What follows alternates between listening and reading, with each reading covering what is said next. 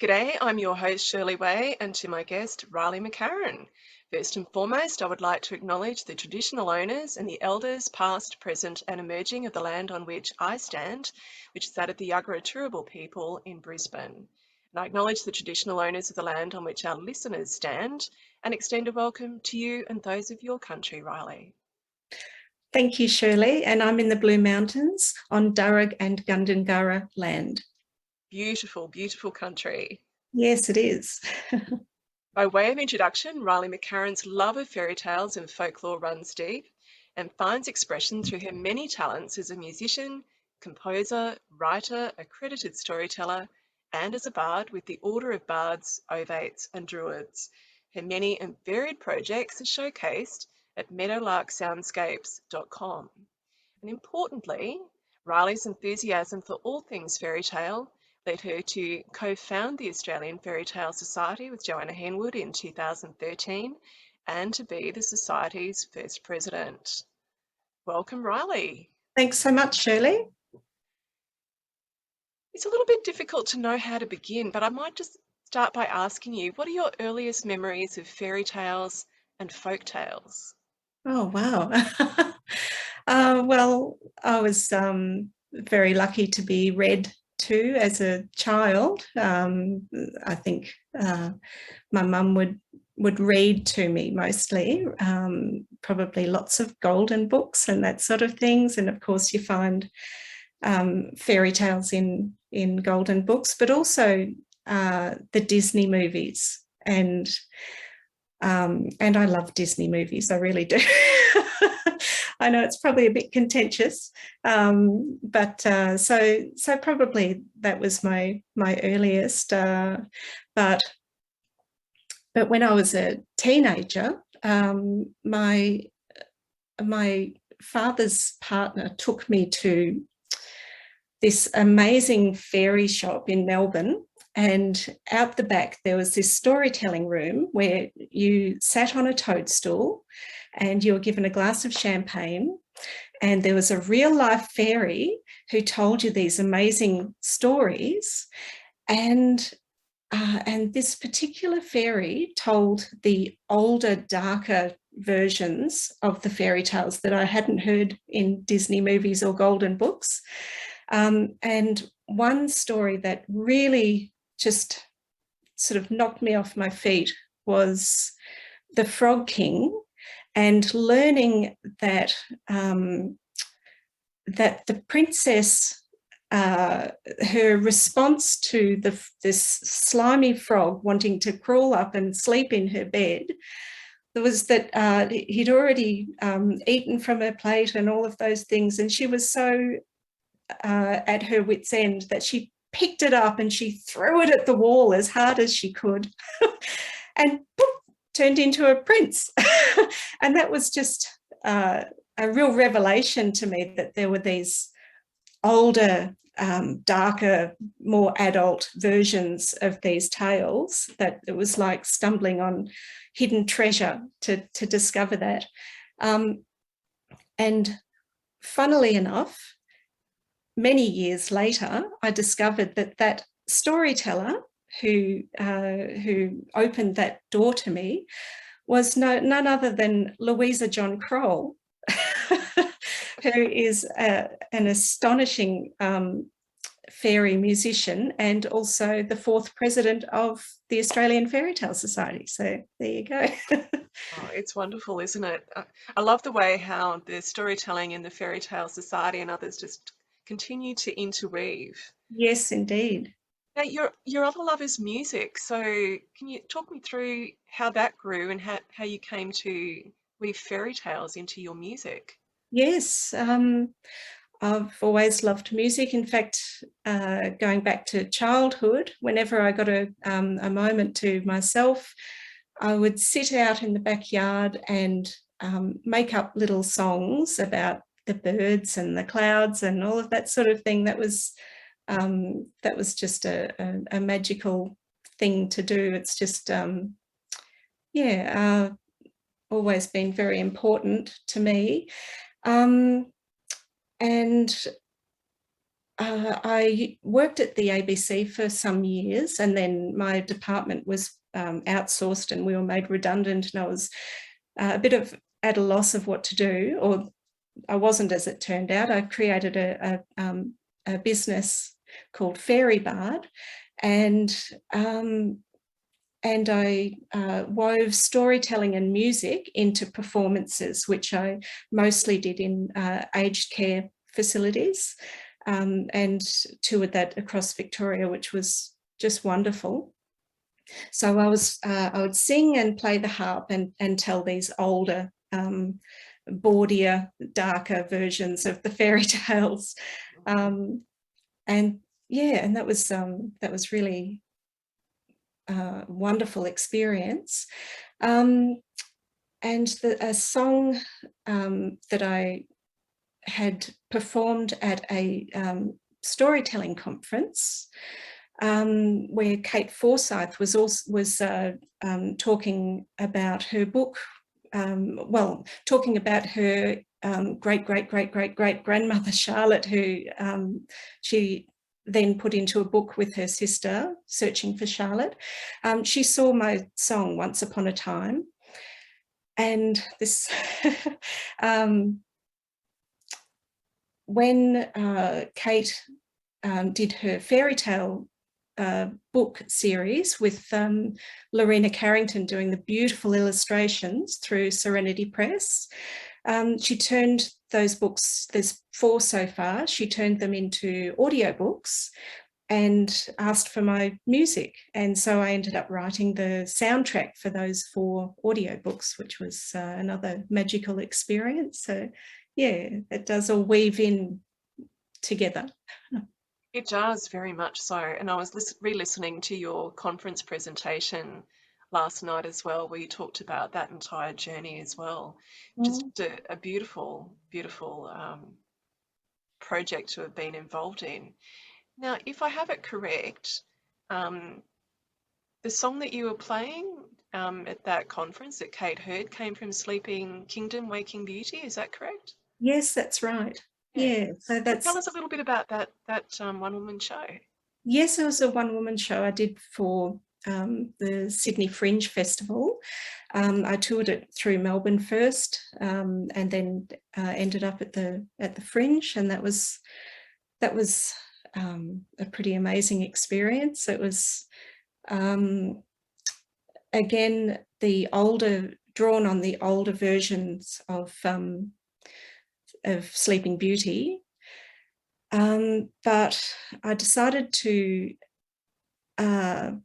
recast, I guess, the 13th fairy, or the Maleficent sort of character, and I thought maybe she was really a misunderstood wise woman. So I told it that the core relationship is between her and the really the unconscious adventures that Sleeping Beauty is having in a mythical realm, I guess, yeah, where she's not a princess anymore. she has to work for her, you know, to get through life. She has to actually get her hands a bit dirty and know what life can be about for someone who isn't born a princess. It's wonderful. And so, and all of these things, like the connection with Kate, the Sleeping Kingdom, Waking Beauty, was all leading up to a conversation that you had with Johanna Henwood. Yes, that's right. To the Fairy Tale Society. So please tell us about the conversation that you had. Oh, well, that was an amazing conversation. So Jo and I knew each other through storytelling, and I was also doing a graduate diploma in folklore, and that was mostly most of the projects that I did was either on fairy tales or on storytelling, and I interviewed Jo a few times as a storyteller. And she was on Facebook talking about how she would love to get together and form groups of people to come together and talk about fairy tales. And I jumped on, you know, on the thread and said, wow, that sounds amazing. And she said, yes, I'd love to start an Australian fairy tale society. And all these lights went on, ding, ding, ding, ding. Wow, let's do that. Yeah, so it's sort of, it just picked up speed, and it sort of took on a life of its own very quickly, and took us along with it. And yeah, I think my focus was, I was doing this graduate diploma and hoping to further my studies at that time. I haven't done that as yet. I seem to still have baby brain 10 years later, but so I had wanted to create some kind of online folklore collection, fairy tale folklore collection. And I had visions of sending out a call for fairy tale folklore, like I'd been reading about how the Grimms had sent out their circular, and so I guess that was I was thinking of doing a doctorate at some point way in the future, which didn't eventuate. But then, yeah, this amazing idea of the society took on this life, and Jo just grabbed it and really ran with it, and she just basically built the foundation, single-handedly. Yeah, she's pretty amazing. So she just went bang, bang, bang, bang, bang. Here's all the foundations, and let's get some energy happening. And yeah, and it's just grown and grown, and it's a beautiful thing. I feel very, very lucky to have been part of it at the beginning, and yeah, it's just really beautiful and flourishing, and It is. Were you surprised by the initial uptake of the idea from other people? Yes and no. I mean,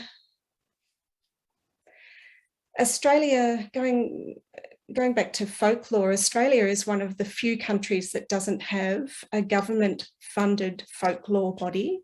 It doesn't have a folklore institution, and most countries do. And I think really we're crying out for that sort of thing. And fairy tales are just so rich and magical, and it's not surprising, I guess, that it should have been around, a lot longer, probably. It's yeah, it's a beautiful, magical thing, and it's, I guess it's not surprising that there is so much interest. So for yourself, when you've studied Australian folklore and the fairy tales, do you see a particular arc in its development here in Australia at all? Or in the way that we explore it? I mean, given that we have the world's very oldest culture here, but they're not fairy tales. So what we have brought comes from other countries, and at times I have to say I'm a little bit surprised. I mean, not surprised that we have such a Western-dominated fairy tale knowledge, and yet we had so many other cultures, like throughout the goldfields time and right up to the present, and yet some of that other folklore and how that weaves into the Australian landscape is not so well known either. But what are your thoughts, Reilly, on the Australian fairy tale? Well, it's a big question, isn't it? It is a big question. Yeah, and well, Joseph Jacobs, who is very well known, I think, probably in the society. He was born, raised, university educated in Australia, and then went to England and wrote a few collections of collected English fairy tales. And I was reading in his book, in his preface, he says, we need to see our own fairy tales here in England. We need to collect English fairy tales so that children are, seeing their own stories. And I pondered why he didn't do that here, and the different reasons why that might be. An Australian fairy tale, it's a very big question, and I think it's exploring that question is endless, which is why it's so important to keep asking that question and keep turning it over and creating new responses to that question. I think fairy tales to me are like a language. They're a way to communicate in and of themselves. They contain shorthand to psychological underpinnings of who we are and how we experience life, and you can throw out a fairy tale motif, and so much is already said just within, if you talk about a red cloak, then you have a whole story in your head. You've already sort of communicated that everything that goes with that particular tale, with the red cloak or the long hair, or so much of it is already said. That's all you need to say, and you've got a whole story in your head. I think because of that cultural and psychological shorthand, it opens up a whole new, almost mythic realm of communicating. And I think that you can cross cultures and cross generations and cross so many chasms of difference with this similar, when you know this language of story, you can just speak in a new way and spark new ideas. And at around the time that that Jo and I started the society, I went to see a beautiful play written by Jason DeSanto, and it was called Wallamanayu and the Seven Pamanui, and it was a meeting between Tiwi Island culture and Snow White and the Seven Dwarfs, and it was really beautiful and magical. And I think it's really important to keep telling these stories that are so well known, so that you can spark those new conversations and just open up whole new ways of relating, and also I think what a lot of Australian authors are doing now and have been doing for some time are going beyond the handful of popular fairy tales, or fairy tales made popular by Disney and mostly Disney, just those bang, bang, bang, bang, bang. You already know the ones that I mean, I'm sure. But a lot of fairy tale writers and academics are going through the fairy tale salons and and looking at female authors of the past and finding new old tales to look at, and discovering a lot of heroines who've been lost in the woods somehow, and and reclaiming them and bringing them back. And the thing about folklore is that it's ever changing, it's adaptive. That is the nature of folklore. And so folklore is the lore of folk, or the ways of people, and it is the way that we pass on ways of being that's not part of the official structure of society. So it's not what you learn at school or through mass media or religion or that sort of thing, but it is a nursery rhyme or an anecdote or a joke or a superstition, wishing on a falling star, and or teaching a recipe to the next generation,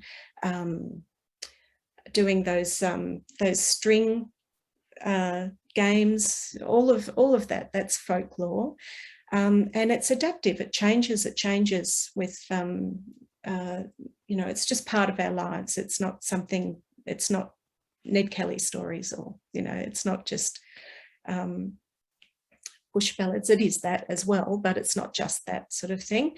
And fairy tales, as part of folklore, folk tales and fairy tales, they're adaptive. They change. So they change to the time, they change to the setting. So I think it's important and rewarding and enriching to look at these stories and to use this way of communicating by using these deceptively simple, perfectly formed little stories, and to look at it within the framework of where and when you are. Thank you. So I guess one of the questions I had, like very early on in the Australian Fairy Tale Society, we had a group of folk in Melbourne who ran the Monash Fairy Tale Salon. Some of them were based at the Monash University. What was your experience with that fairy tale salon, please? Oh, that was magical. There's that word again. So Belinda Calderon, who was the second Australian Fairy Tale Society president, and Rebecca Ann de Rosario, who has been very much a part of the society.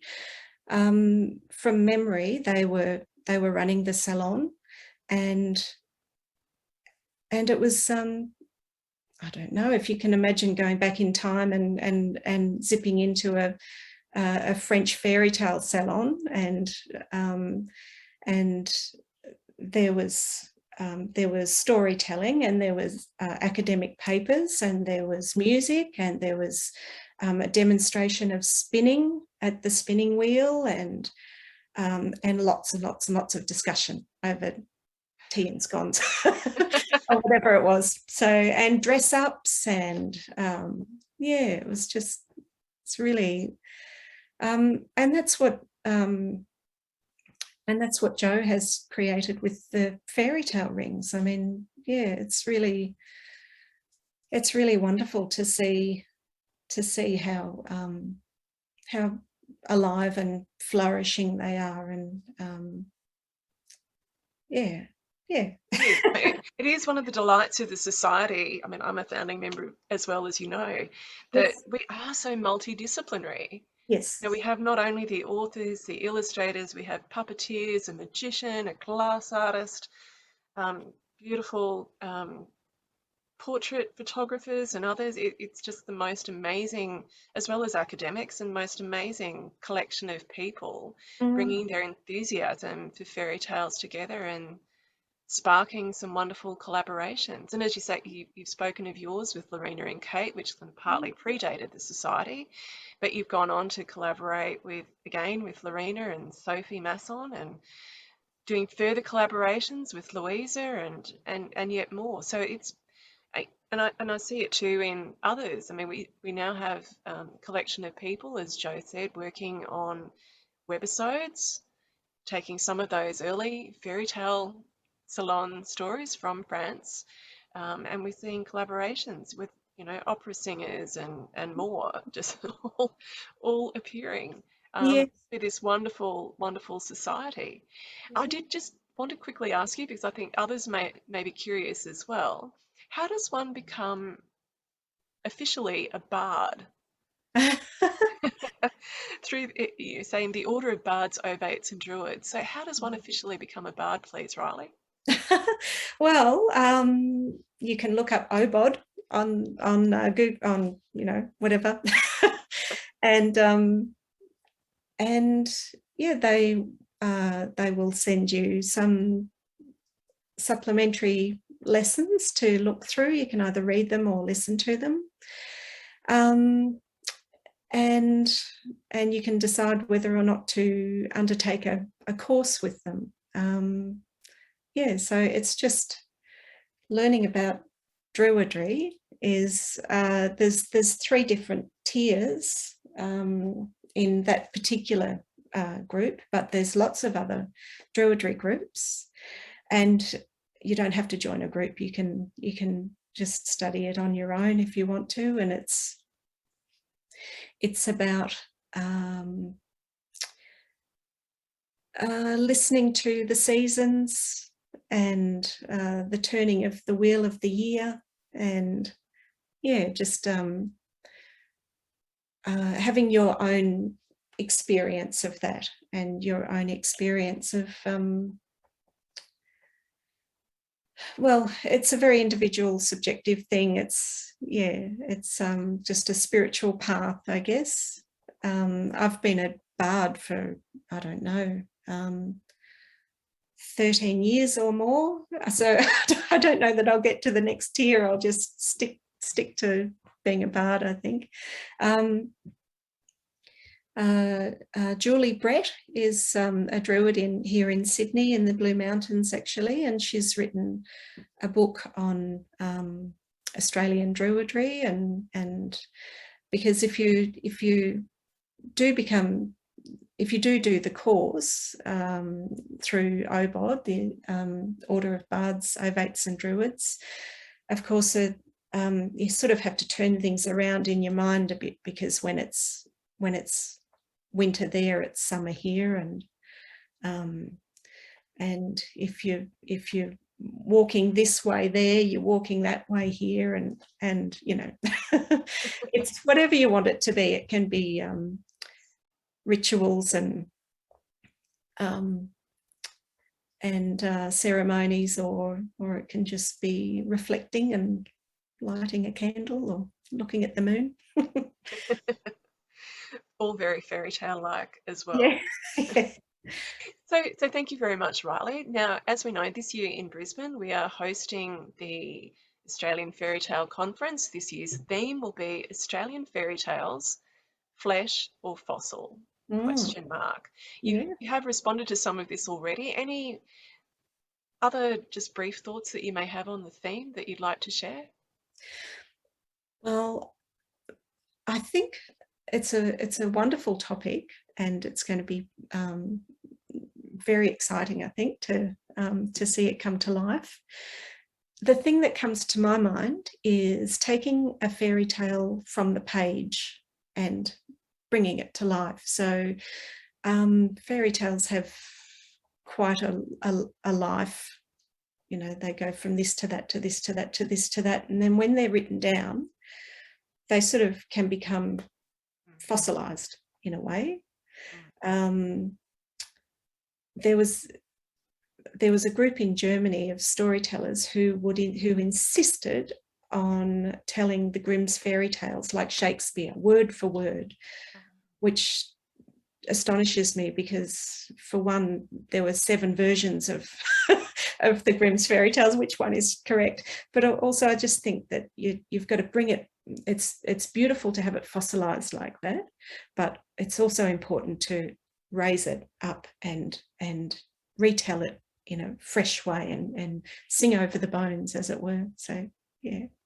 Beautiful phrase, beautiful phrase. Well, thank you very much, Reilly. It's been a delight chatting with you. You too. Thanks so much, Shirley. Okay, I'm your podcast host, Shirley Wayne. I've been talking with Reilly McCarron, the co-founder of the Australian Fairy Tale Society. As we said, all fairy tale enthusiasts are welcome to attend a fairy tale ring either online or in their state, and or to attend the Brisbane conference on October 1st and 2nd, 2022. So together, we're all creatives, academics, performers, and we'll explore the question, Australian fairy tales, flesh or fossil? So to learn more, visit australianfairytalesociety.org for details, and our social media tag is @AustFairyTales. Thank you.